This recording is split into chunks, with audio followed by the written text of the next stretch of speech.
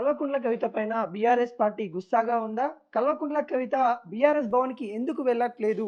కల్వకుంట్ల కవిత రాజకీయం మొత్తం సంచలనంగా మారుతా ఉన్న పరిస్థితి కనబడతా ఉంది. లిక్కర్ స్కామ్ తర్వాత ఒక నెల రోజులు తర్వాత తన రాజకీయం గూడా ఒక మెట్టు ఎక్కుకుంటూ వెళ్తున్న పరిణామం కనబడతా ఉంది. గతంలో కొన్ని విషయాలు మాత్రమే తను ప్రశ్నించేది. కానీ ఎప్పుడైతే తను జైలుకెళ్ళొచ్చిన తర్వాత అనేక విషయాలపైన తెలంగాణలో ముఖ్యంగా బీసీల కోసం కావచ్చు, మహిళల కోసం కావచ్చు, విద్యార్థుల కోసం కావచ్చు, అనేక విషయాలపైన తను పోరాడుతున్న తీరు కనబడతా ఉంది. ఈ నేపథ్యంలో బీఆర్ఎస్ పార్టీలో తను ఉన్నా అని కూడా చెప్పుకుంటా ఉంది. బీఆర్ఎస్ పార్టీ తనది అనుకుంటూ చెప్తా ఉన్న తరుణం కనబడతా ఉంది. కానీ బీఆర్ఎస్ పార్టీ కొంత కవిత పైన సీరియస్ ఉన్నట్టు కూడా కనబడతా ఉన్న నేపథ్యం అయితే ఇప్పుడు కనిపిస్తా ఉంది. అనేక విషయాలు ఇటు కాంగ్రెస్‌ని బీఆర్ఎస్ ఎప్పటికప్పుడు ఖండిస్తున్న తరుణంలో కవిత గారు కొన్ని సందర్భంలో ప్రశంసలు కూడా కాంగ్రెస్ పైన కురిపిస్తా ఉన్న నేపథ్యం కనబడతా ఉంది. అంటే అటు బీఆర్ఎస్ పార్టీలో ఉన్న తాను కాంగ్రెస్‌కి కొన్ని సమయంలో మద్దతు ఇవ్వడాన్ని కూడా బీఆర్ఎస్ జీర్ణించుకోలేదని కూడా మనకైతే ఇక్కడ కనబడతా ఉంది. కల్వకుంట్ల కవిత ఏదైతే నిన్న బీసీ రిజర్వేషన్లు 42% రిజర్వేషన్స్‌కి మంత్రివర్గం ఆమోదం పొందిన తర్వాత తన ట్విట్టర్ వేదికగా, తన మీడియా వేదికగా తను బయటకొచ్చి ప్రశంసలు కురిపిస్తా ఉంది కాంగ్రెస్ పార్టీ పైన. కానీ బీఆర్ఎస్ పార్టీ మనం చూస్తే అనేక అనుమానాలు కూడా వ్యక్తం చేస్తూ ఉంది.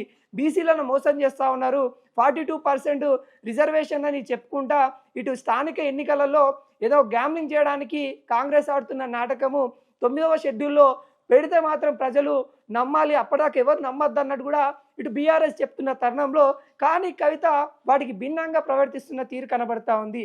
ఇప్పుడు బీఆర్ఎస్ ఏదైతే ఖండిస్తున్న తీరును అవన్నీ పట్టించుకోకుండా కవిత ఇప్పుడు ఈ బీసీకి సంబంధించిన ఏదైతే రిజర్వేషన్ ఉందో తన విజయంగా, తన జాగృతి పార్టీ విజయంగా, తను చేసిన పోరాటానికి వచ్చిన ఫలితంగా తనైతే ఇప్పుడు చెప్పుకుంటున్న తీరైతే కనబడతా ఉంది.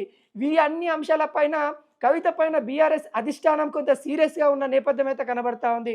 గతంలో కూడా కవిత వాళ్ళ నాన్నకు రాసిన లేఖ కూడా సంచలనంగా మారింది. అనేక అంశాలపైన బీఆర్ఎస్లో దయ్యాలు ఉన్నారు, కేసీఆర్ చుట్టూ దయ్యాలు ఉన్నాయి అనుకుంటా తను రాసిన లేఖ కూడా సంచలనంగా మాన తీరు కనబడతా ఉంది. మరి ఎందుకు కేసీఆర్ మరి కవితతో మాట్లాడట్లేదా? లేఖ రాసే పరిస్థితి వాళ్ళ కుటుంబంలో ఎందుకు వచ్చింది? ఇప్పటికి కూడా కేసీఆర్ అనేక సందర్భంలో మన యశోద ఆసుపత్రికి వెళ్తున్న తరుణం కనబడుతుంది. కానీ అక్కడ పార్టీ కీలక నేతలు కనిపిస్తున్నా కానీ కవిత అక్కడికి రాని పరిస్థితి అయితే కనబడతా ఉంది.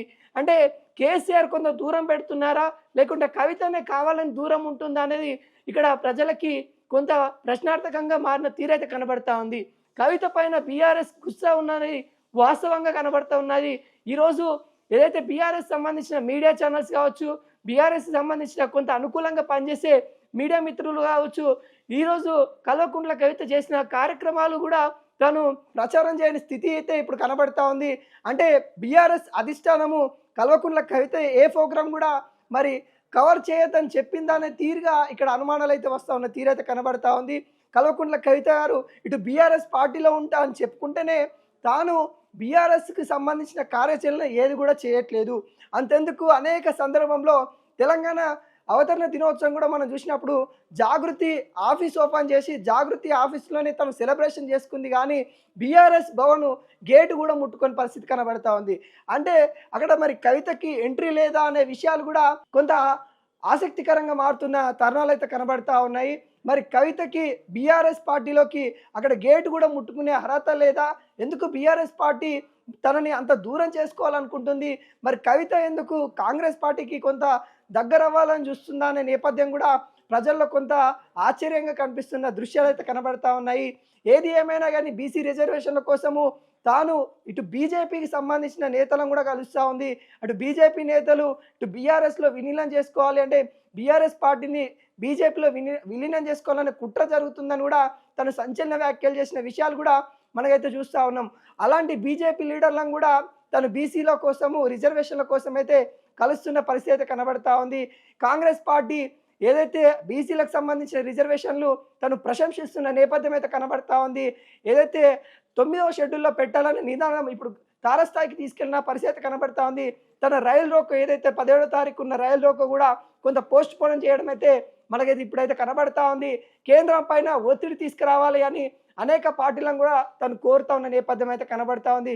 కానీ బీఆర్ఎస్ సంబంధించిన నేతలు ఈ జాగృతికి సంబంధించిన ఆఫీస్లో కానీ లేకుంటే జాగృతికి సంబంధించిన కార్యకలాపాల్లో కానీ ఎక్కడ కూడా కనిపించే ధోరణి అయితే కనబడతా ఉంది. మరి కల్వకుంట్ల కవిత దారి ఎటువైపు అనేది కూడా కొంత ఆశ్చర్యంగా మారుతా ఉన్న తీరైతే కనబడతా ఉంది. ఇప్పటికే తను కొత్త పార్టీ తీసుకురాబోతున్నా అని కూడా అనేక వదంతాలు కూడా వస్తూ ఉన్న తరుణం అయితే కనబడతా ఉంది. దానిలో వాస్తవం లేదు, నేను బీఆర్ఎస్లోనే ఉన్నాను, బీఆర్ఎస్ ఎమ్మెల్సీగానే ఉన్నానని కూడా తను చెప్పుకుంటున్న పరిస్థితి కనబడతా ఉంది. ఏది ఏమైనా కానీ బీఆర్ఎస్ పార్టీ కల్వకుంట్ల కవిత పైన కొంత సీరియస్ ఉన్నదనేది కూడా ఇప్పుడైతే తెలుస్తూ ఉంది.